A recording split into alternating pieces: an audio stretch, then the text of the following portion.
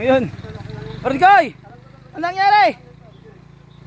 Oh, 1-0 si Padkoy. Dulas. Natulak niya, oh. Pero umangat na yung tricycle, ayun, oh. Ito, hirap ang ano, sitwasyon namin. Kasi may tricycle na dapat itulak. Ayun. Nadulas.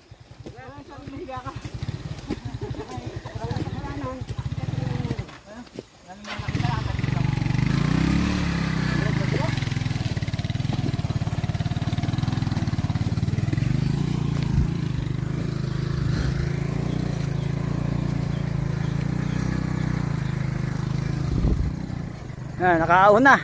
Yun na. Oh. Padkoy. Okay ka lang. Okay lang, Brad. Ito, okay na mga kapatid. Kahit natumba.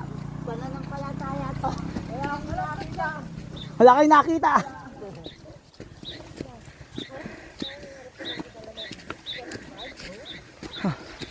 Yun.